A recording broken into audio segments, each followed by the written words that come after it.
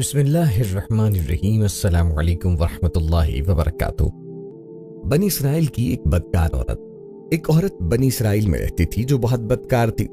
खुदा ने उसको हुस्न जमाल से खूब नवाजा था और वो बदकार भी इंतहा दर्जे की थी। पूरी बस्ती के साथ उसके ताल्लुकात थे। वो इतनी बालदार हो गई कि उसने अपने लिए बड़ा महल बना लिया और एक तख्त बनवाया और वो बन संवर कर मलका की तरह तख्त पे बैठती थी और उसके साथ गलत ताल्लुक रखने वाले पूरे शहर के उमरा थे। इसकी जिंदगी ऐसी ही गुजर रही थी। एक मर्तबा क्या हुआ कि वो अपने घर का दरवाजा खोल के तख्त पे बैठी थी। ये करीब किसी और बस्ती का नौजवान था। वो नेक इबादत गुजार था। इधर से गुजरा और गुजरते हुए अचानक जो उसकी नजर उठी तो उस औरत पे जा पड़ी और उस औरत की ऐसी तस्वीर उसके दिल में छपी के आगे तो चला गया मगर उसका ध्यान उधर ही भटक गया। फिर वो मनाक़िब में, जिक्र में, तस्बीहात में, तिलावत में जब बैठता तो उसका दिल नहीं रखता। उसने रोजे भी रखे लेकिन ख्याल न निकला। उसने अपने आप को तकलीफ भी पहुंचाई। कई दिन अपने आप को भूखा प्यासा भी रखा मगर उसके ख्याल दिल से न निकला। हत्ता कि एक दिन उसने सोचा कि जब इस ख्याल से मेरी जान छूटती ही नहीं तो मैं जाता हूँ। चुनाचे उसके पास जो थोड़ा बहुत सामान था वो बेचा और उसने इतने पैसे तैयार किए जितने से वो बदकार औरत अपने पास आने की इजाजत देती थी। वो उस औरत के पास आया और उसको पैसे देकर उसके पास चारपाई पे बैठ गया। बातचीत करने लगा। अचानक बातचीत के दौरान उसके दिल में ख्याल आया कि मैंने नेकोकारी के इतने साल गुजारे हैं, आज मेरे अल्लाह मुझे इस गैर महरम के साथ बैठे हुए भी देख रहे होंगे। बस ये ख्याल दिल में आया तो अल्लाह का दर्द दिल पर गालिब आ गया और नौजवान ने कांपना शुरू किया। औरत उससे पूछती है, तुम कांप क्यों रहे हो? तुम्हारा चेहरा क्यों पीला हो गया? उसने कहा, बस मेरी तबीयत ठीक नहीं। उसने कहा, फिर तुम जिस मकसद के लिए आए हो पूरा करो और जाओ। उसने कहा, नहीं। वो बड़ी हैरान हुई कि आज तक मैंने अपनी जिंदगी में कोई ऐसा मर्द नहीं देखा जो मेरे करीब इसी तरह चारपाई पे आके बैठे और बुराई के बगैर चला जाए। ये नौजवान कैसा है? मगर नौजवान ने कहा, अच्छा मैं जाता हूँ। उसने कहा, तुम कौन हो, क्या हो? उसने बताया कि मैं इस नाम का बंदा हूँ और फलानी बस्ती का हूँ। मेरे दिल में ख्याल आ रहा है कि मैंने इतनी उम्र मुसल्ले पे बैठ के गुजारी, आज मेरा अल्लाह मुझे तेरे साथ बैठे हुए पे देख रहा है। बस इसके बाद उस नौजवान की आंखों में आंसू आए और वह चल पड़ा। अब वो चला तो उस औरत को जो थोड़ी देर की सोहबत हुई उसकी बरकत उसको मिल गई। चुनाचे औरत के दिल में ख्याल आया कि ये कवारा नौजवान इतना अल्लाह से डरता है जबकि इसने गुनाह भी न किया और मैं तो सारा दिन और सारी रात गुनाहों की मुर्तकिब होने वाली हूँ। मैं तो खुदा से डरती ही नहीं। इसके दिल में शर्मिंदगी पैदा हुई और निदामत होने लगी कि करूं तो क्या करूं। दिल में ख्याल आया कि अच्छा चलती हूँ और हजरत मूसा अलैहिस्सलाम से पूछती हूँ कि क्या मेरे लिए भी कोई तौबा की सूरत बनती है। वो अपने घर से निकल खड़ी हुई। अब उसको बस्ती का एक बंदा पहचानता था। वो ऐसी नामी गिरामी चीज थी। वो चली और जाकर हजरत मूसा अलैहिस्सलाम को देखा तो उस वक्त वो बनी इसराइल के लोगों को नसीहत फरमा रहे थे। उसने किसी आदमी के जरिए पैगाम भेजा कि हजरत मूसा अलैहिस्सलाम से जाकर कहो कि मैं आपसे मिलना चाहती हूँ। अब जिसको पैगाम दिया वो बेवकूफ था। कुछ पैगाम पहुंचाने वाला भी तो बेवकूफ होते हैं, जिसको ढंग ही नहीं आता पैगाम पहुंचाने का। इस खुदा के बंदे ने सीधा जाकर सबके सामने कह दिया कि हजरत आपसे फलां औरत मिलने आई है। हजरत मूसा ने नाम सुना तो आपको बहुत जलाल आया कि लोग क्या सोचते होंगे कि ऐसी औरत उनसे मिलने के लिए आई, उनका क्या ताल्लुक इससे। हजरत मूसा अलैहिस्सलाम ने गुस्से में कह दिया कि उससे कहो चली जाए, मैं उससे नहीं मिलना चाहता। इस बेवकूफ ने आकर कहा कि मैंने बात कही तो हजरत मूसा अलैहिस्सलाम बड़े नाराज हुए। वो तो बड़े खफा हुए तुमसे। वो डर गई और उसने कहा कि मेरी बदकारियां ऐसी हैं कि अल्लाह मुझसे पहले नाराज था और अब तो अल्लाह का नबी भी मुझसे बात नहीं करने चाहता। मेरे लिए तो अब दुनिया में ठिकाना कोई नहीं। बड़े उदास और बोझल कदमों के साथ वो वहां से वापस आई और उसे समझ नहीं आ रही थी कि वो क्या करे। अब वो हैरान थी कि अल्लाह के नबी अलैहिस्सलाम ने भी मेरे साथ बात करना गवारा न किया। क्या मैं इतनी गिरी हुई चीज हूँ कि वो बात करना भी नहीं चाहते? चुनाचे वो घर आई। उसने घर की कुंडी लगाई और अपने किसी बड़े से सुना हुआ था कि बंदा जब अपने रब को मनाना चाहे तो उसको चाहिए कि वो उसके सामने सजदा करे। चुनाचे उसे और कोई तरीका आता नहीं था। घर की एक कुंडी लगाकर एक जगह उसने अल्लाह के सामने सजदा किया। दिल से ये कह रही होगी, मैं तेरे सामने झुक रही हूँ खुदा, मेरा कोई नहीं अल्लाह तेरे सिवा। और उसे पूरी दुनिया में कोई और निजात का रास्ता नजर नहीं आ रहा था। फिर अल्लाह की शान देखिए, उसने रात गुजारी। अगले दिन उसके दिल में ख्याल आया कि मैं औरत जात हूँ, अकेली मकान में रहती हूँ, एक मेरी खातबा है, तो मैं अगर नियत कर भी लूं तो जितने लोगों ने मेरे साथ बदकारियां की हैं वो तो मुझे उसमें नहीं रहने देंगे। तो बेहतर ये है कि मैं इस जगह को छोड़कर चली जाऊं। तब उसने फैसला किया कि मैं यहाँ से चली जाती हूँ। उसने अपने आप को एक सादा से कपड़े में लपेटा ताकि कोई कपड़ों को और हुस्न जमाल को न देखे कि ये कौन जा रही है। फिर उसने सोचा औरत जात हूं, कहाँ जाऊं। दिल में ख्याल आया कि वो जो नेक नौजवान था जिसके दिल में अल्लाह का इतना खौफ था कि वो अल्लाह के डर से कांप रहा था, क्यों ना मैं उस नेक बंदे के पास जाऊं और उसकी खादिमा बन के रह जाऊं। मुमकिन है कि वो मुझे निकाह में ही कबूल कर ले। ये उस बस्ती की तरफ चल पड़ी। चुनाचे ढूंढते हुए ये उस बस्ती में घर पहुंची और घर वालों से कहा कि मैं फला बंदे से मिलने के लिए आई हूँ। तो उन्होंने कहा कि उसका जिक्र इबादत का मामूल है और वो कमरे से इतने बजे निकलता है, तुम इंतजार कर लो। चुनाचे उसने कहा बहुत अच्छा। ये इंतजार में बैठ गई। जब इंतजार करने बैठी हुई थी तो अचानक उस नौजवान ने दरवाजा खोला और उसकी नजर उस औरत पे पड़ी। ये सामने बैठी थी।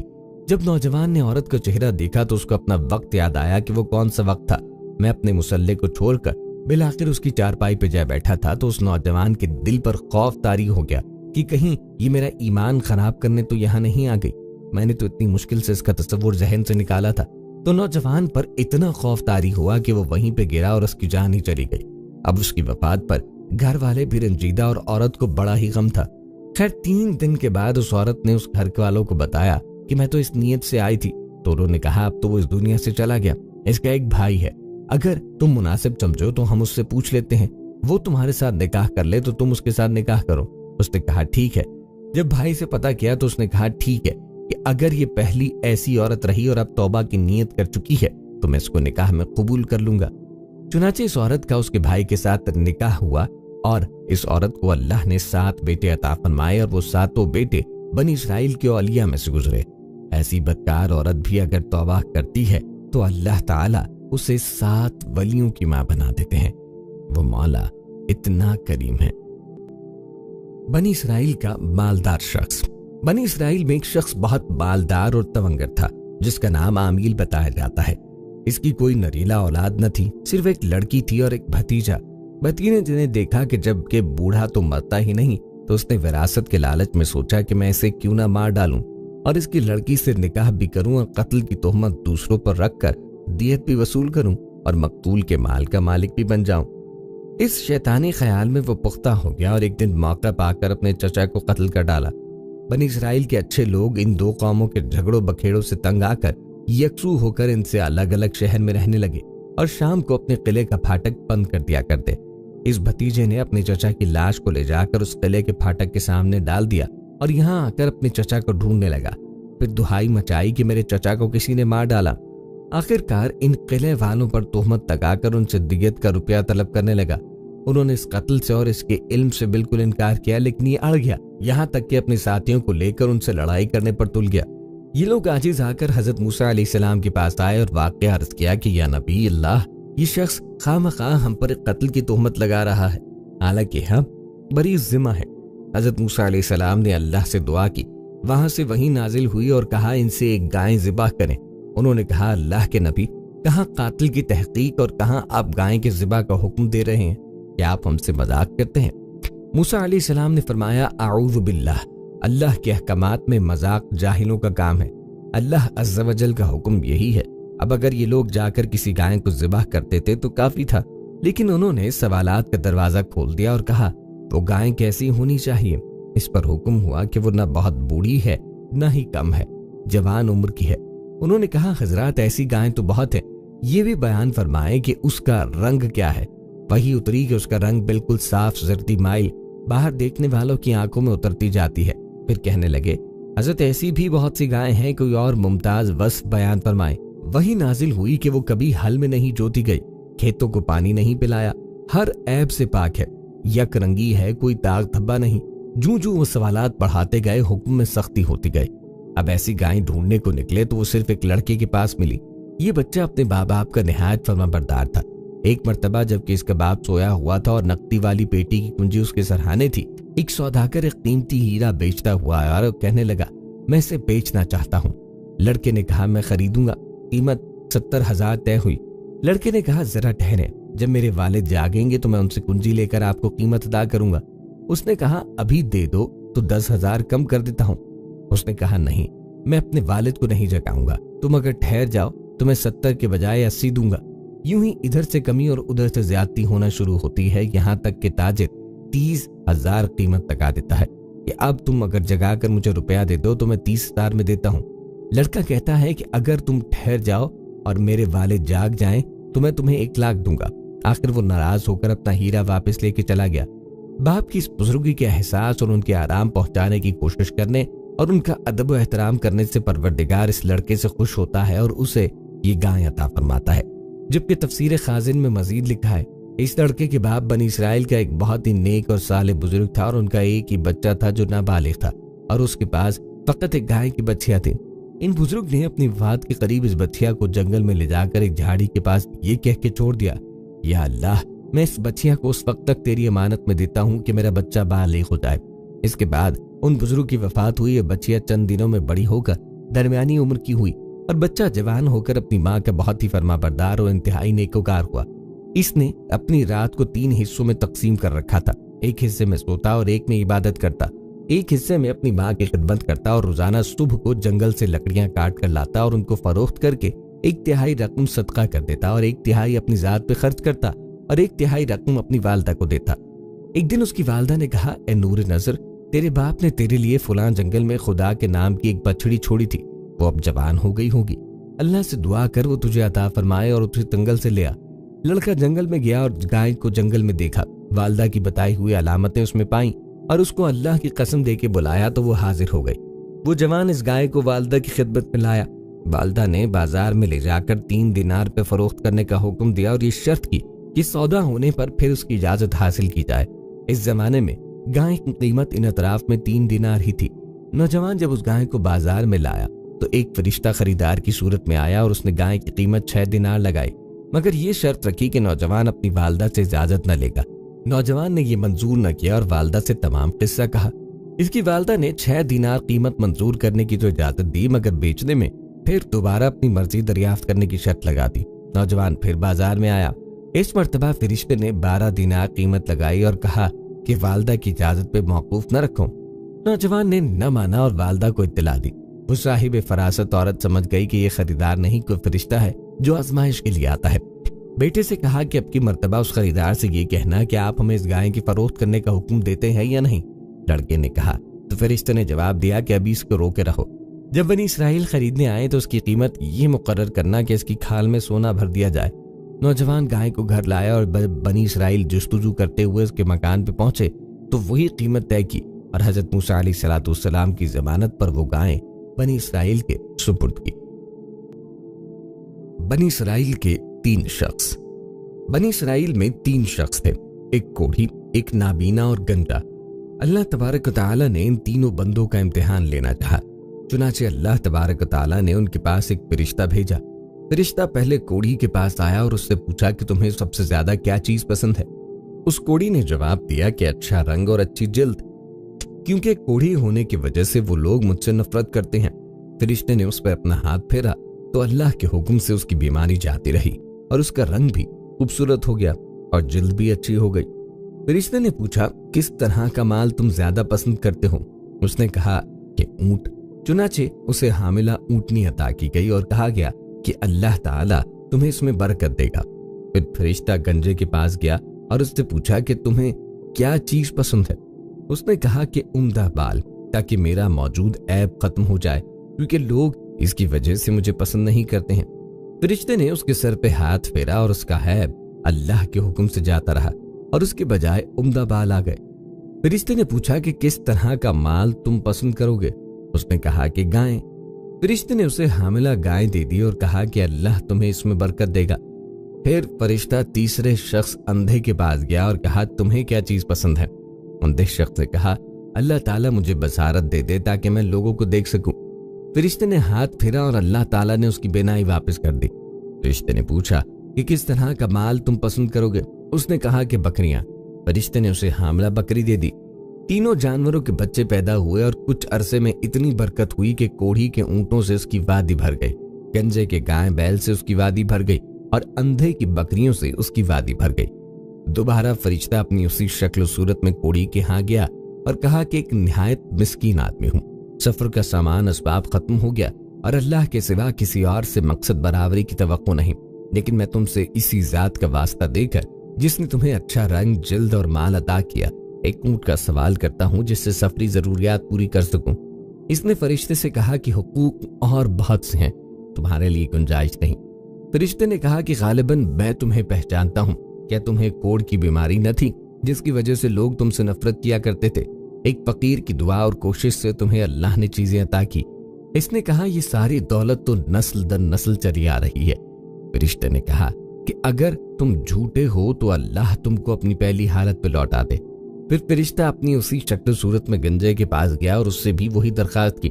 اس گنجے نے بھی وہی جواب دیا جو کوڑی نے دیا تھا۔ فرشتے نے کہا کہ اگر تم جھوٹے ہو تو اللہ تم کو اپنی پہلی حالت پہ لوٹا دے۔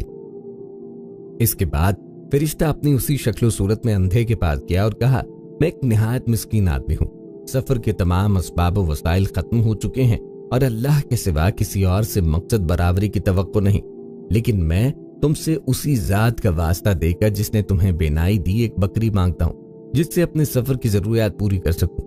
اندھے نے جواب دیا کہ واقعی میں اندھا تھا اور اللہ تعالیٰ نے مجھے بینائی عطا فرمائی، اور واقعی میں فقیر و مفلس تھا اور اللہ تعالیٰ نے مجھے مالدار بنایا۔ تم جتنی بکریاں چاہے لے سکتے ہو، بخدا جب تم نے اللہ کا واسطہ دیا ہے تو جتنا بھی تمہارا جی چاہے لے لو، میں تمہیں ہرگز نہیں روک سکتا۔ فرشتے نے کہا تم اپنا مال اپنے پاس رکھو، یہ تو صرف امتحان تھا اور اللہ تم سے راضی اور خوش ہے اور تمہارے دونوں ساتھیوں سے ناراض ہے۔ کوڑی اور گنجے نے جھوٹ بولا جس سے وہ دونوں جہاں میں ناکام ہوئے، لیکن اندھا سچ بولنے کی وجہ سے دونوں جہاں میں کامیاب و کامران ہوا۔ اس لیے ہمیں جھوٹ نہیں بولنا چاہیے۔ اللہ تعالیٰ اپنے پاک کلام میں فرماتا ہے اللہ تعالیٰ ان لوگوں کو راہ نہیں دکھاتے جو اسراف کرنے والے اور جھوٹے ہیں۔ جھوٹ کے نتائج سخت مہلک اور خطرناک ہیں، اسی لیے آپ صلی اللہ علیہ وسلم کی سخت وعید ہے۔ حضرت عبداللہ بن مسعود رضی اللہ عنہ سے مروی ہے کہ آپ صلی اللہ علیہ وسلم نے فرمایا سچائی کو لازم پکڑو کیونکہ سچ نیکی کی راہ دکھاتا ہے اور نیکی جنت کی طرف لے جاتی ہے، اور آدمی یکساں طور پر سچ کہتا ہے اور سچائی کی کوشش میں رہتا ہے، یہاں تک کہ اللہ کی نظر میں اس کا نام سچوں میں لکھ دیا جاتا ہے۔ اور جھوٹ سے بچے رہو، اس لیے کہ جھوٹ گناہ اور فجور ہے، اور فجور دوزخ کی راہ بتاتا ہے، اور آدمی مسلسل جھوٹ بولتا ہے اور اسی کی جستجو میں رہتا ہے، یہاں تک کہ اللہ کے نزدیک اس کا شمار جھوٹوں میں لکھ دیا جاتا ہے۔ بنی اسرائیل کے ایک قاتل کا واقعہ۔ بنی اسرائیل میں ایک شخص چوری، ڈکیتی اور قتل میں بہت مشہور تھا اور نہایت معمولی سی بات پہ کسی کو بھی قتل کر دیتا تھا۔ ہوتے ہوتے اس کے ہاتھ سے 99 افراد کا اقتال ہو چکا تھا۔ اس کے بعد اس کے دل میں احساس پیدا ہوا کہ مجھے بھی اللہ کے ہاں جانا ہے۔ چنانچہ یہ فکر بڑھتی رہی اور لوگوں سے معلومات کرتے ہوئے سرگرداں پھرنے لگا کہ کیا میری توبہ قبول ہو سکتی ہے یا نہیں۔ کسی عالم سے ملاقات کی فکر ہوئی کہ معلوم کیا جائے کہ ایسے شخص کی توبہ قبول ہو سکتی ہے یا نہیں۔ لوگوں نے ایک عابد شخص کے پاس جانے کا مشورہ دیا۔ اس شخص نے اس کے پاس جا کر مسئلہ معلوم کیا کہ کیا میری توبہ قبول ہو سکتی ہے اور کیا میری مغفرت ہو سکتی ہے جبکہ میں نے 99 انسانوں کی جان ماری ہے۔ تو اس عابد کو مسئلہ معلوم نہیں تھا، تو اس نے اپنی عقل سے قیاس آرائی کی کہ جو آدمی 99 انسانوں کی جان مار سکتا ہے اس کی مغفرت کہاں سے ہوگی۔ چنانچہ اس نے کہہ دیا کہ تیری توبہ قبول نہیں ہوگی۔ تو اس شخص نے غصے اور جلال میں آ کر اس کو بھی قتال کر کے 100 پورے کر دیے کہ جب میری توبہ قبول نہیں ہوئی تو لا تجھے بھی ختم کر کے 100 پورے کر دیتا ہوں۔ چنانچہ اس نے 100 پورے کیے، مگر اس کے دل میں تردد باقی رہا کہ میری مغفرت کی کوئی شکل ضرور ہوگی۔ اس لیے اس نے لوگوں سے پھر معلومات کا سلسلہ جاری کیا کہ روئے زمین میں سب سے بڑا عالم کون ہے، اس سے جا کے معلوم کروں گا، وہی صحیح مسئلہ بتا سکتا ہے۔ آخر لوگوں نے اس کو بتایا کہ فلاں جگہ ایک عالم رہتا ہے، اس سے جا کے معلوم کرو۔ چنانچہ اس نے عالم صاحب کے پاس جا کر اپنی زندگی کی کارگزاری سنائی اور 100 آدمیوں کو کس طرح سے قتل کیا، سارا کارنامہ سنا کے معلوم کیا کہ اب بتلائیے میری توبہ قبول ہوتی ہے یا نہیں، کیا اللہ کے ہاں مجھ جیسے گناہ کار کے لیے بھی مغفرت کا کوئی خانہ ہے۔ تو اس عالم صاحب کو چونکہ علم تھا تو انہوں نے بتلایا کہ تیرے گناہ معاف کرنے میں اللہ کے ہاں کیا رکاوٹ ہے، اللہ کی رحمت کا سمندر تو جیسے گناہ گاروں کے گناہوں سے بہت بڑا اور بہت وسیع ہے۔ چنانچہ اس عالم نے مشورہ دیا کہ تم فلاں جگہ سفر کر کے جاؤ، وہاں کچھ اللہ کے بندے رہتے ہیں، ان کا مشغلہ صرف اللہ کی عبادت ہے، ان کے ساتھ مل کر اللہ کی عبادت کرو اور نادم ہو کر اپنے گناہوں کی معافی مانگو، انشاءاللہ تمہاری مغفرت ہو جائے گی۔ جب اس شخص نے آدھا راستہ طے کیا تو ملک الموت آئے اور اس کی موت ہو گئی۔ اب روح لے جانے کا مسئلہ ہوا۔ آسمانوں سے رحمت کے فرشتے بھی آئے اور عذاب کے رحمت کے فرشتے کہنے لگے کہ اس کی روح لے جانے کا حق ہم کو ہے، اس لیے کہ یہ سچے دل سے تائب ہو کر عبادت کے لیے جا رہا ہے، اور عذاب کے فرشتے کہنے لگے کہ اس کی روح لے جانے کا حق ہم کو ہے، اس لیے کہ اس شخص نے کبھی کوئی نیک کام نہیں کیا، پوری زندگی معصیت میں گوا دی۔ اسی دوران آسمانوں سے آدمی کی شکل میں ایک فرشتہ آیا۔ بعض روایات سے معلوم ہے کہ یہ آنے والا فرشتہ حضرت جبرائیل امین تھے۔ چنانچہ اس فرشتے نے تشریف لا کر ان دونوں طرح کے فرشتوں کے درمیان یہ فیصلہ کیا کہ دونوں طرف کی مسافت ناپ کر کے دیکھ لو کہ جہاں سے آ رہا ہے وہاں کی مسافت قریب ہے یا جہاں جا رہا ہے وہاں کی مسافت، لہذا جہاں کی مسافت قریب ہو اس شخص کو وہاں والوں میں شمار کیا جائے۔ دونوں طرف کی زمین چنانچہ ناپ کے دیکھی گئی تو جہاں جا رہا تھا وہاں کی مسافت جہاں سے آ رہا تھا اس سے مقابل میں صرف ایک بالشت قریب ہے۔ فیصلہ ہوا کہ مقام معصیت سے مقام عبادت صرف ایک بالشت قریب ہے، اس لیے رحمت کے فرشتوں کا اس کی روح لے جانے کا حق ہوگا۔ چنانچہ اللہ کی طرف سے اس کی مغفرت کا اعلان ہو گیا۔ ایک روایت میں آتا ہے، قتادہ رضی اللہ عنہ فرماتے ہیں، حسن نے فرمایا کہ ہم سے یہ ذکر کیا گیا ہے کہ اس شخص کے پاس جب ملک الموت آیا تو وہ شخص سینے کے بل اس سرزمین کی طرف گھسیٹا گیا۔ حدیث قدسی میں آتا ہے کہ میں اپنے بندے کے ساتھ اس کے گمان کے مطابق ہوتا ہوں اور وہ مجھے جہاں بھی یاد کرے میں اس کے ساتھ ہوں۔ بخدا اللہ تعالیٰ اپنے بندے کی توبہ سے اس سے بھی زیادہ خوش ہوتا ہے جتنی خوشی تم میں سے کسی ایسے شخص کو ہوتی ہے جس کا جانور بیابان میں گم ہو کر پھر اسے مل جائے۔ اور جو شخص ایک بالش میری طرف آتا ہے میں ایک ہاتھ اس کے قریب ہو جاتا ہوں، اور جو شخص ایک ہاتھ میرے قریب آتا ہے میں اس کے ایک باغ پھیلائے ہوئے دونوں ہاتھوں کے درمیان کی مسافت کے قریب ہو جاتا ہوں، اور جب وہ میری طرف چل کے آتا ہے تو میں اس کی طرف دوڑ کے آتا ہوں۔ معلوم ہوا کہ انسان جب سچے دل کے ساتھ توبہ کرے تو اللہ ضرور قبول فرمائیں گے انشاءاللہ۔ یہ واقعہ خصوصاً ان حضرات کے لیے حوصلہ افزائی اور معاونت کا سبب ہے جو کہ بڑے بڑے گناہ کر کے اب مایوسی کی زندگی گزار رہے ہیں، کیونکہ شیطان انہیں مایوس کرتا ہے۔ بہرحال گناہ گاروں کو شیطان کی باتوں میں آ کر مایوس نہیں ہونا چاہیے، بلکہ اللہ کی رحمت سے اچھی امید رکھ کر سچی توبہ کے ذریعے اپنے آپ کو پاک و صاف کرنا چاہیے۔ اللہ تعالی ہم سب کو عمل کرنے کی توفیق عطا فرمائے، آمین یا رب العالمین۔ دوستوں، آج یہ گناہ تینوں دھڑلے سے کیے جا رہے ہیں: مزدور کی مزدوری یا کمزور کا حق مارنا، بیوی بچوں کے مقابلے والدین کے حقوق ادا نہ کرنا، کسی کی مجبوری کا ہر ممکن فائدہ اٹھانا، ناجائز طریقوں سے شہوانی خواہش پوری کرنا۔ رسول اللہ صلی اللہ علیہ وسلم نے 15 صدیاں قبل اس واقعے کو بیان کر کے امت کو یہ تعلیم دی کہ ان نوجوانوں کے یہ اعمال اللہ تعالیٰ کے حضور ایسے مقبول ہوئے کہ ان کے وسیلے سے دعا کرنے پر ان کی براہ راست مدد کی گئی۔ آج بھی ضرورت اس بات کی ہے کہ خالص اللہ کی رضا و محبت کے لیے گناہوں سے اجتناب کیا جائے۔ اس کا فائدہ ہمیں آخرت میں تو ملے گا ہی، دنیاوی پریشانیاں بھی دور اور مشکلات حل ہوں گی۔ بنی اسرائیل کے ایک ولی کا واقعہ۔ ایک دن خاتم النبیین حضور صلی اللہ علیہ وسلم نے صحابہ کرام رضی اللہ تعالیٰ عنہم اجمعین کے سامنے بنی اسرائیل کے حالات بیان فرمائے، اور دوران وعظ و نصیحت نبی کریم علیہ الصلوۃ والسلام نے ایک عبادت گزار بندے کا بھی ذکر فرمایا جس کا نام حضرت شمعون رحم اللہ علیہ تھا، جو عبادت گزاری کے لیے ضرب المثل تھے۔ 1000 ماہ تک روزے رکھتے، رات بھر خدا کی عبادت اور نماز میں مشغول رہتے، دن کے وقت ہتھیار باندھ کر خدا کی راہ میں جہاد کرتے، غریب لوگوں کی حمایت کریں، مشرکوں اور کافروں کی سرگوبی کرتے اور ان کے مال کو غربا میں تقسیم کرتے۔ جسمانی طاقت اور روحانی قوت کا یہ حال تھا کہ لوہے کی بھاری بھاری مضبوط زنجیر میں عورتوں کی چوڑیوں کی طرح ان کے ہاتھ سے ٹوٹ کر گر جاتی تھیں۔ کفار نے جب دیکھا کہ شمعون رحم اللہ علیہ پہ کوئی حربہ کارگر نہیں ہوتا تو انہوں نے آپ کی بیوی کو ساتھ ملانے کی کوشش کی تاکہ حضرت شمعون رحم اللہ علیہ کو اپنی حراست میں کسی نہ کسی طرح لیا جائے۔ چنانچہ فاسق لوگوں نے حضرت شمعون رحم اللہ علیہ کی بیوی سے کہا کہ اگر تم اپنے خاوند کو رات کے سوتے وقت مضبوط رسیوں سے جکڑ کے باندھو اور پھر صبح کو ہمارے حوالے کرو تو اس کے بدلے تمہیں بہت سا مال و دولت دیا جائے گا۔ بیوی دولت کے لالچ میں آئی اور اپنے بہادر اور پکے دیندار شوہر کی کچھ بھی پرواہ نہ کرتے ہوئے اسے رات کو مضبوط رسیوں سے باندھ دیا۔ صبح جب حضرت شمعون رحم اللہ علیہ بیدار ہوئے تو اپنی بیوی سے انہوں نے پوچھا، کیا بات ہے، مجھے کس نے باندھا ہے؟ ہوشیار بیوی نے اپنی محبت اور وفاداری کا نقلی ثبوت دیتے ہوئے جواب دیا، میں تو آپ کی قوت کا اندازہ کرنا چاہتی تھی کیونکہ میں آپ کی قوت کا کرشمہ اپنی آنکھ سے دیکھنا چاہتی تھی۔ یہ سحر بیانی سن کر حضرت شمون رحمہ اللہ علیہ خاموش ہو گئے اور بات رفع دفع ہو گئی اور آپ نے رسیوں کو کھول دیا۔ اس کے واقعے کے بعد آپ کی بیوی استاق میں لگی رہی جب موقع ملے آپ کا کام تمام کیا جائے۔ چنانچہ چند دنوں کے بعد دوبارہ موقع پا کر ایک رات پھر اپنے شوہر کو لوہے کی زنجیر میں جکڑا، مگر اللہ کے اس نیک بندے حضرت شمون رحمہ اللہ علیہ کے جسم پر لوہے کی زنجیر کا کچھ اثر نہ ہوا اور بیدار ہوتے ہی ایک جھٹکے میں زنجیر کی ایک کڑی ٹوٹ کے لگ ہو گئی۔ حضرت شمون رحمہ اللہ علیہ نے اپنی بیوی سے پوچھا کہ اس نے یہ کیا کیا؟ بیوی نے دوبارہ اپنی بات سے معاملہ ٹالا اور کہا، میں صرف آپ کی طاقت آزما رہی تھی کہ کیا آپ پر لوہے کی زنجیر کا اثر ہوتا ہے یا نہیں۔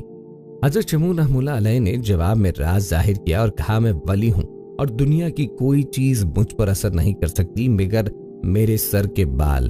آخرکار بیوی کو جب بھید معلوم ہوا تو اس نے ایک رات حضرت شمون علیہ السلام کو ان بالوں کے ساتھ باندھ دیا۔ آپ نے کھولنے کی بہت کوشش کی مگر تمام رائگاں ہو گئی۔ لالچی بیوی نے اس حالت میں حضرت شمون رحمہ اللہ علیہ کو ایک ستون سے باندھ کر آپ کی ناک کان کاٹی اور آنکھیں نکال دی۔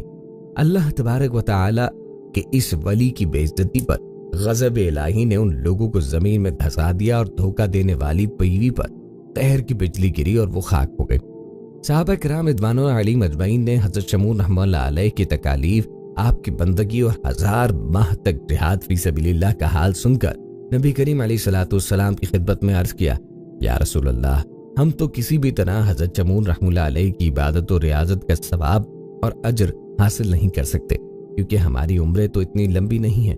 تو صحابہ کرام رضوان اللہ علیہم اجمعین کی حسرت انگیز آرزو پر اللہ تبارک و تعالی نے شب قدر جیسی بابرکت رات عطا فرمائی کہ اس رات کی عبادت حضرت شمون رحمہ اللہ علیہ کی 1000 ماہ کی عبادت سے بہتر ہے۔ بنی اسرائیل کی گائے کا واقعہ۔ بنی اسرائیل میں ایک نیک شخص تھا جس کا ایک ہی بیٹا تھا، اس کے پاس ایک بچھیا بھی تھی۔ خدا کا کرنا ایسا ہوا کہ اس شخص کا انتقال ہو گیا اور اس کا بیٹا اپنی ماں کے سائے میں پرورش پانے لگا۔ کچھ سال بعد بیٹا بڑا ہو گیا اور بہت نیک اور اپنی ماں کا فرما بردار تھا۔ ایک دن ماں نے بیٹے کو اس کے والد کی بچھیا جو بڑی ہو کے گائے بن چکی تھی 3 دینار میں بیچنے کا حکم دیا اور فرمایا کہ جب بیچنے لگو تو ایک بار پھر مجھ سے پوچھ لینا۔ بیٹا گائے بیچنے بازار آیا تو ایک فرشتہ انسانی صورت میں آ کے اس سے ملا اور 6 دینار گائے کی قیمت لگائی، لیکن ماں کی اجازت کے بغیر بیچنے کو کہا۔ بیٹا راضی نہ ہوا اور آ کر ماں کو یہ بات بتائی۔ ماں نے 6 دینار قیمت کی منظوری دے دی مگر اجازت لینے کی شرط باقی رکھی۔ اگلی مرتبہ وہی فرشتہ پھر ملا اور 12 دینار قیمت لگائی مگر ماں کی اجازت کے بغیر بیچنے کو کہا۔ بیٹا پھر نہ مانا اور جا کر ماں کو بات بتائی۔ ماں سمجھ گئی کہ ہو نہ ہو یہ کوئی فرشتہ ہے۔ ماں نے کہا کہ اب کی بار اگر وہ شخص ملے تو پوچھنا کہ آپ گائے بیچنے کا حکم دیتے ہیں یا نہیں۔ اگلی بار ملنے پر جب بیٹے نے سوال کیا تو فرشتہ بولا، ابھی اسے مت بیچو۔ جب بنی اسرائیل اسے خریدنے آئے تو اس کی قیمت یہ لگانا کہ اس گائے کی کھال میں سونا بھر کر دیا جائے۔ گائے کے ذریعے قاتل کا سراغ انہی دنوں بنی اسرائیل میں ایک واقعہ ہوا۔ ایک مالدار شخص کو اس رشتہ دار نے قتل کر کے لاش کسی دوسرے محلے میں ڈال دی۔ جب چھان بین کے باوجود قاتل کا پتہ نہ چلا تو لوگوں نے اس معاملے کے حل کے لیے حضرت موسیٰ علیہ السلام کی بارگاہ میں عرض کی۔ آپ نے فرمایا، ایک گائے ذبح کر کے اس کا کوئی حصہ مقتول کو مارو، وہ زندہ ہو کر قاتل کے بارے میں بتا دے گا۔ یہ سن کر لوگوں نے اس گائے کے متعلق مختلف سوالات کرنا شروع کر دیے جس کی وجہ سے شرطیں بڑھتی گئی اور بالآخر ایسی گائے ذبح کرنے کا حکم ہوا جو درمیانی عمر کی ہو، بدن پر کوئی داغ نہ ہو، ایک ہی رنگ کی ہو، رنگ آنکھوں کو اچھا لگتا ہو، وہ نہ کبھی کھیتی باڑی میں استعمال ہوئی ہو اور نہ اس کے ذریعے کھیتی کو پانی دیا گیا ہو۔ جب تلاش شروع کی گئی تو بیان کردہ تمام خوبیاں اسی گائے میں ملی جسے فرشتے نے بیچنے سے منع کیا تھا۔ چنانچہ لوگ اس لڑکے کے پاس گئے اور قیمت وہی طے پائے کہ گائے کی کھال میں سونا بھر کے دیا جائے۔ یوں وہ لڑکا بھی امیر ہوا اور مالدار شخص کے قاتل کا بھی پتہ چل گیا۔ بنی اسرائیل کی ملکہ جو کتوں کی غذا بنی۔ حضرت سلیمان علیہ السلام کے دور میں بنی اسرائیل کی سلطنت عروج پہ تھی۔ آپ علیہ السلام کے انتقال کے بعد ان کے بیٹے احبام کے دور میں سلطنت 2 حصوں میں بٹ گئی۔ جنوبی فلسطین میں یہودیہ نام کی ایک سلطنت قائم ہوئی جبکہ شمالی فلسطین میں اسرائیل کے نام سے ایک ریاست کا قیام ہوا۔ ان دنوں سیدہ یعنی موجودہ لبنان کی شہزادی ایزابل کی خوبصورتی کے چرچے 400 عام تھے۔ چنانچہ اسرائیل کے بادشاہ جس کا نام عقیب تھا اس سے شادی کر کے اسرائیل لے آیا۔ ان دنوں لبنان اور شام میں بعل کی پوجا کی جاتی تھی۔ बाल फनबकी अक़वाम का एक कदीम देवता था। अकीब अव्वल दर्जे का जन मुरीद साबित हुआ और अपनी मलका इज़ाबेल के कहने में आकर बाल की पूजा शुरू कर दी। अकीब ने इसराइल के सदर मुकाम सामरिया में बाल का बहुत बड़ा और आलीशान मंदिर तामीर यानी बालबुक किया। इसको देखकर इसकी रियाया बाल देवता की पूजा करने लगी। इस तरह सामरिया शहर का नाम का शहर पड़ गया। पूरे मुल्क में बाल की इबादतगाहें तामीर हुई और इसके नाम पे कुर्बानियां दी जाने लगी और यूं यहूदी हजरत मूसा अलैहिस्सलाम के बताए हुए दीन से मुनहरिफ हो गए। ऐसे वक्त में भी चंद अल्लाह वाले लोग थे जो लोगों को बुरे कामों से रोकते और अल्लाह की तरफ बुलाते। इन्हीं हजरात में एक नेक बुजुर्ग यिर्मयाह भी थे। बाल की पूजा के एक खास दिन मलिका इज़ाबेल और बादशाह अकीब बाल के मंदिर में मौजूद थे और पूजा जोरों शोर से जारी थी। तब यिर्मयाह अकीब के पास आए, उसे समझाने की कोशिश की कि बुत परस्ती छोड़कर अपने दीन हक की तरफ लौट आए। अकीब तो इस बात पे खामोश रहा, मगर मलिका इज़ाबेल पूजा में खलल डालने पे भड़क उठी और अपने सिपाही का नीजा लेकर हजरत यिर्मयाह के सीने में घूम दिया। आप एक दिल खराश आह के साथ जमीन पे गिर गए, मगर आपकी नजरें बदस्तूर इज़ाबेल पे जमी रहीं। आपने मरने से पहले इज़ाबेल से कहा कि तूने मुझे हक गोई की पादाश में मार डाला है, अब तू इंतजार कर जब तू इसी तरह मारी जाएगी और जंगली कुत्ते तेरा गोश्त नोच के खाएंगे। इसके बाद जन मुरीद अकीब और इज़ाबेल वहां से चले गए। इस वाक़े के बाद अहले ईमान के हौसले काफी पस्त हो चुके थे। वो देख चुके थे कि इज़ाबेल का उनके बादशाह पर कितना असर है। वो खूबसूरत होने के साथ साथ इंतहाई मगरूर और सफाक थी। सिर्फ एक औरत ने पूरी बनी इसराइल को बुत परस्ती की राह पर डाल दिया था। इसके बाद अल्लाह ताला ने हजरत इलियास अलैहिस्सलाम को बनी इसराइल पर नबी मबूस किया। हजरत इलियास जिलाद शहर के रहने वाले थे। बाइबल में आपका तज़किरा इलिया के नाम से मौजूद है। आप सामरिया में अकीब के दरबार में तशरीफ ले गए और उसे समझाने की कोशिश की, लेकिन अकीब और उसकी बीवी ने आपकी एक न सुनी और कहा कि अब अजीम बाल ही हमारा देवता है। ये सुनकर आप वहां से सरजमीन अरब की तशरीफ ले गए और तबलीग करने लगे। लेकिन आपके जाने के बाद सामरिया में बारिश तो दूर ओस तक पड़ना बंद हो गई। बाल के नाम पे खूब चढ़ावे और कुर्बानियां दी गई, मगर नतीजा बेसूद। कहत इतना बढ़ गया कि लोग लूट माल पे उतर आए। यहाँ तक कि बादशाह के महल का गहराव कर लिया गया और उसके कुछ हिस्सों को आग लगा दी गई। अब बादशाह इंतहाई परेशान हुआ और हजरत इलियास को ढूंढकर उनसे बारिश के लिए दुआ की दरखास्त की। लेकिन ये बात इज़ाबेल और बाल के पुजारियों को नागवार गुजरी और वो हजरत इलियास अलैहिस्सलाम की मुखालिफत पे उतर आए। हजरत इलियास ने तजवीज पेश की कि तुम अपने माबूद बाल के नाम की कुर्बानी दो और मैं अल्लाह के नाम की कुर्बानी दूंगा। जिसकी कुर्बानी कबूल होगी इसी के माबूद से बारिश के लिए दुआ की जाएगी और दूसरे फरीक को सजाए मौत दी जाएगी। उस जमाने में दस्तूर ये था कि कुर्बानी का जानवर ज़िबाह करके एक मैदान में छोड़ दिया जाता। कबूलियत की निशानी ये थी कि गैब से एक आग नमूदार होकर कुर्बानी के जानवर को जला देती थी। गैबी आग ने हजरत इलियास अलैहिस्सलाम की कुर्बानी को जला के राख कर दिया। ये देखकर बादशाह के ऊपर लर्जा तारी हो गया। इसने हजरत इलियास अलैहिस्सलाम से माफी मांगी और पुजारियों के कत्ल का हुक्म दे दिया। ये देखकर हजरत इलियास अलैहिस्सलाम ने अल्लाह के हुजूर बारिश की दुआ की। दुआ कबूल हुई, खूब बारिश बरसी और खुशहाली लौट आई। अकीब महल लौटा तो इज़ाबेल ने उसे दोबारा गुमराह किया और दोनों हजरत इलियास अलैहिस्सलाम की जान के दुश्मन बन गए और ये मुल्क दोबारा बुत परस्ती, शराब नोशी, ज़िना और दीगर बुराइयों का मरकज बन गया। इसके साथ यहूदिया में भी बुत परस्ती आम हो गई, जिसकी वजह इज़ाबेल की बेटी थी, जिसकी शादी यहूदिया के बादशाह यहूराम से हुई थी। यूं यहूराम और उसके साथ पूरा फलस्तीन बाल परस्त बन गया। हजरत इलियास अलैहिस्सलाम ने उन्हें समझाने की आखिरी कोशिश की, लेकिन यहूराम और अकीब दोनों ने आपकी बात हिकारत से ठुकरा दी। अब बस आपकी बारी थी। इसराइल और यहूदिया की सरहद पर कुछ वहशी कबाइल आबाद थे जो कभी सरहदों पर लूट मार किया करते। वो इतने ताकतवर हो गए थे कि उन्होंने यहूदिया पे चढ़ाई कर दी। सारे शहर में लूट मार करके आग लगा दी गई। इज़ाबेल की बेटी को उठाकर अपने साथ ले गए। यहूदिया के बादशाह यहूराम ने छिपते छिपाते एक गार में पनाह ली, जहां उसे ऐसी बीमारी लाहक हो गई कि उसकी आंतें उसके जिस्म से बाहर निकल आईं। इन वैशी कबाइल ने इसराइल का रुख किया और खूब तबाही फैलाई और हर घर को उजाड़ के रख दिया। अकीब बादशाह और उसकी बीवी को कत्ल किया गया तो लोगों ने वो मंजर भी देखा कि लाश में एक नेजा लगा हुआ है और उसकी लाश को जंगली कुत्ते खा रही हैं। उस वक्त अहले ईमान ने जान लिया कि ये एक नबी और अल्लाह के वली की बद्दुआ थी जिसने उनको इस हाल में पहुंचा दिया। बनी इसराइल के एक शख्स ने जब अल्लाह को गवाह बना के कर्ज लिया तो क्या मुआवजा हुआ। सही बुखारी में हजरत अबू हुरैरा रदियल्लाहु अन्हु से मरवी है कि नबी करीम अलैहिस्सलाम ने बनी इसराइल के एक आदमी के मुतालिक बताया कि उसने बनी इसराइल ही के किसी आदमी से 1000 दिनार बतौर कर्ज मांगे। उसी ने कहा कि 3 आदमी ले आओ जिन्हें गवाह रखकर तुझे कर्ज दूं। अल्लाह बतौर गवाह काफी है। कर्ज तलब करने वाले ने कहा। दूसरे आदमी ने जिससे कर्ज तलब किया जा रहा था कहा किसी जिम्मेदारी की जमानत ही दे दो, अल्लाह ताला ही की जमानत काफी है। दूसरे ने कहा तुमने सच कहा। फिर उसने कर्ज तलब करने वाले आदमी को एक मुअय्यना मुद्दत तक के लिए कर्ज दे दिया। मकरूज ने समुद्री सफर तय किया और अपनी जरूरत पूरी की। फिर वापसी के लिए उसने किसी कश्ती की तलाश की ताकि वो मुकर्ररा मुद्दत पर पहुंचकर अपने कर्ज की अदायगी करे, मगर उसे कोई कश्ती न मिल सकी। चुनाचे उसने एक लकड़ी ली और फाड़ कर उसके अंदर 1000 दिनार रख दिया और अपनी तरफ से कर्ज खाह के नाम एक खत भी रख दिया।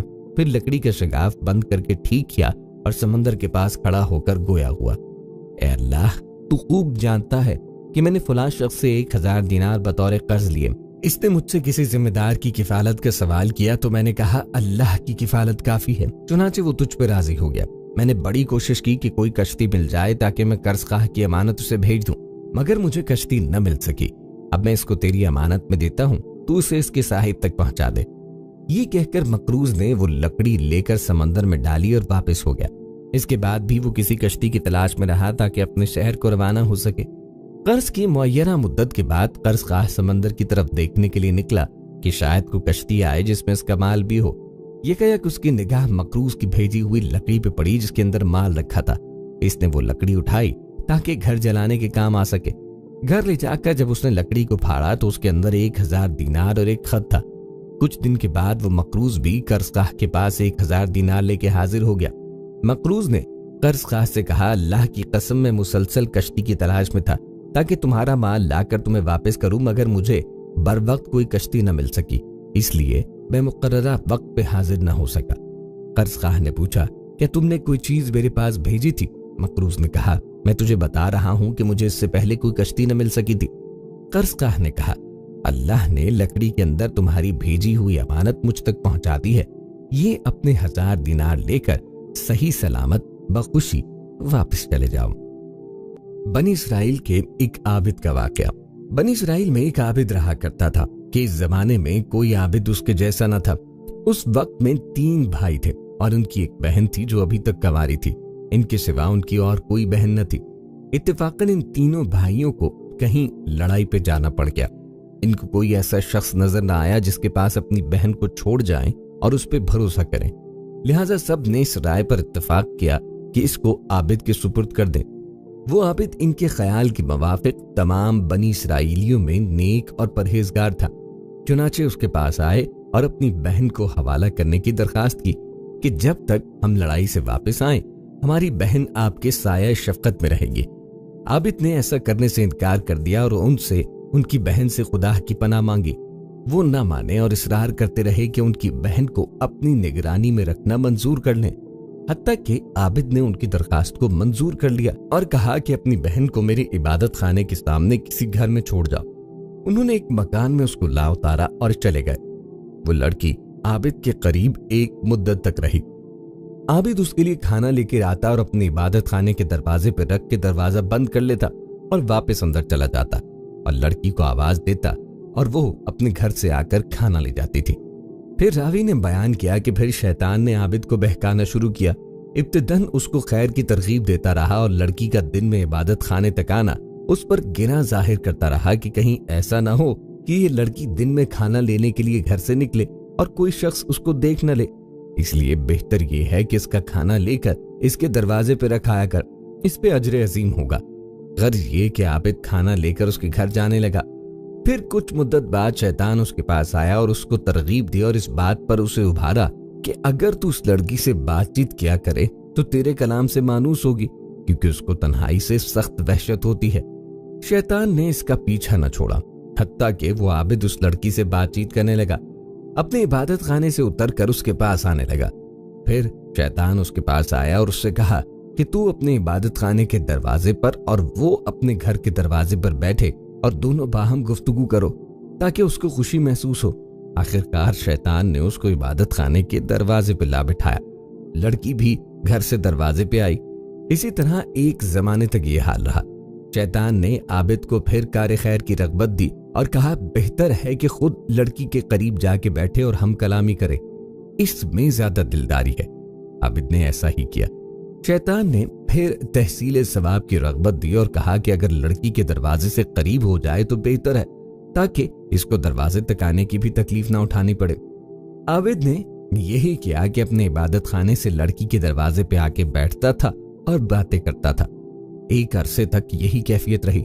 शैतान ने फिर आबिद को उभारा कि अगर ऐन घर के अंदर जाकर बातें किया करे तो बेहतर है, ताकि इस लड़की को बाहर ना आना पड़े और कोई उसका चेहरा ना देख पाए। गर्ज आबिद ने शेवा अख्तियार किया कि लड़की के घर अंदर जाकर दिन भर उससे बातें किया करता और रात को अपने इबादत खाने वापस चला जाता। यहां तक कि आबिद ने लड़की के जानों पर हाथ मारा और उसके रुखसार का बोसा ले लिया। फिर रोज बरोज लड़की को उसकी नजरों में आराइश देता रहा और उसके दिल में गलबा करता रहा, हत्ता कि वो उसके और ज्यादा करीब हो गया और लड़की ने हामिला होकर एक लड़का जना। फिर शैतान आबिद के पास आया और कहने लगा कि अब बताओ कि अगर इस लड़की के भाई आ गए और उस बच्चे को देखा तो तुम क्या करोगे? मैं डरता हूं कि कहीं तुम जलील ना हो जाओ या वो तुम्हें रुस्वा ना कर दे, तो बेहतर है तुम इस बच्चे को लो और जमीन में गाड़ दो। ये लड़की जरूर इस मामले को अपने भाइयों से छुपाएगी, इस खौफ से कि कहीं वो ना जान ले कि तुमने उसके साथ क्या हरकत की। आबिद ने ऐसा ही किया और लड़के को जमीन में गाड़ दिया। फिर शैतान ने इससे कहा, क्या तुम्हें इस बात पर यकीन है कि ये लड़की तुम्हारी नाशाइस्ता हरकत को अपने भाइयों से पोशीदा रखेगी? हरगिज नहीं, तुम इसको भी पकड़ो और ज़िबाह करके इसके बच्चे के साथ दफन कर दो। गज इस आबिद ने लड़की को ज़िबाह किया और बच्चे समेत घड़े में डालकर उस पर एक भारी पत्थर रख दिया और जमीन को बराबर करके अपने इबादत खाने में दुआ करने लगा। एक मुद्दत गुजरने के बाद लड़की के भाई लड़ाई से वापस आए और आबिद के पास जाकर अपनी बहन का हाल पूछा। आबिद ने उसके मरने की खबर दी, अफसोस जाहिर करके रोने लगा और कहा कि बड़ी नेक औरत थी, देखो ये उसकी कब्र है। भाई कब्र पे आए और उसके लिए दुआए खैर की। फिर रावी बयान करते हैं कि जब रात हुई और बिस्तरों पे सोए तो शैतान उनके ख्वाब में एक मुसाफिर आदमी की सूरत में आया। पहले बड़े भाई के पास गया और उसकी बहन का हाल पूछा। उसने आबिद का उसके मरने की खबर देना और उस पर अफसोस करना और मुकाबले कब्र देखना बयान किया। शैतान ने कहा, सब झूठ है, तुमने क्यों कर अपनी बहन का मामला मान लिया? आबिद ने तुम्हारी बहन से बदफेल किया, वो हामला हुई और एक बच्चा जना। आबिद ने तुम्हारे डर के मारे इस बच्चे को उसकी मां समेत ज़िबा किया और गड्ढा खोदकर दोनों को उसमें डाल दिया। शैतान ने मजीद कहा, जिस घर में तुम्हारी बहन थी इसके अंदर दाखिल होने में वो गड्ढा दाहिनी जानी पड़ता है। तुम चलो और उस घर में जाके देखो, तुमको दोनों माँ बेटे वहीं एक जगह मिलेंगे जैसे कि मैं तुमको बयान कर चुका हूं। फिर शैतान दूसरे भाई के ख्वाब में आया, उससे भी ऐसा ही कहा। फिर छोटे भाई के ख्वाब में आया और ऐसा ही कहा। जब सुबह हुई तो सब लोग बेदार हुए और तीनों अपने अपने ख्वाब से ताज्जुब में थे। हर एक आपस में एक दूसरे से बयान करने लगा कि मैंने रात अजीब ख्वाब देखा। सबने बाहम जो कुछ देखा था बयान किया। बड़े भाई ने कहा, यह ख्वाब फकत एक ख्याल है और कुछ नहीं, ये जिक्र छोड़ो और अपना काम करो। छोटा भाई कहने लगा कि मैं तो जब तक इस मकाम को देख न लूं बाज ना आऊंगा। तीनों भाई चले जिस घर में उनकी बहन रहती थी, आए, दरवाजा खोला और जो जगह ख्वाब में बताई गई थी उसे तलाश किया और जैसा उनसे कहा गया था कि उनकी बहन और उसके बच्चे को एक गिढ़े में ज़िबा किया हुआ पाया। उन्होंने आबिद से कल कैफियत दरियाफ्त की। आबिद ने इस कौल की, इस फेल के बारे में तस्दीक की। उन्होंने अपने बादशाह से जाकर आबिद की शिकायत की। आबिद को फिर इसके इबादत खाने से निकाला गया और उसको मारने के लिए ले जाया गया। जब उसको मारने के लिए ले जाया जा रहा था तो शैतान उसके पास आया और कहा, तुमने मुझे पहचाना? मैं ही तुम्हारा वो साथी हूं जिसने तुमको औरत के फितने में डाल दिया, यहां तक कि तुमने उसको हमला किया और ज़िबाह कर डाला। अब अगर तुम मेरा कहना मानो और तुम मुझको सजदा करो तो मैं तुम्हें इससे निजात दिला दूंगा। आबिद ने सजदा किया, खुदा ताला से कुफ्र किया। फिर जब आबिद शख्स ने कुफ्र किया तो शैतान उसको उसके साथियों के कब्जे में छोड़ के चला गया। इन्होंने उसके कैफरे किरदार तक पहुंचा दिया। इस वाक़े से ये सबक मिलता है कि अंदाजा कीजिए कि शैतान हमारा किस कदर संगीन दुश्मन है और इसके वार किस कदर संगी हैं। चुनांचे हमें चाहिए कि इस वाक़े से सबक हासिल करें और शैतान के हथकंडों से अपने आप को बचाएं। अल्लाह ताला हम सब की हिफाजत फरमाए। दोस्तों, ये थी हमारी आज की वीडियो। उम्मीद है आपको पसंद आई होगी। مزید ویڈیوز کے لیے ہمارے چینل کو سبسکرائب کریں اور ساتھ ہی لگے بیل کے بٹن کو بھی دبا دیں تاکہ آنے والی ہر نئی ویڈیو کا نوٹیفیکیشن آپ کو بر وقت ملے۔ اپنی رائے کا اظہار کمنٹ باکس میں لازمن کیجیے۔ ملتے ہیں ایک نئی ویڈیو میں، تب تک کے لیے اللہ حافظ، فی امان اللہ۔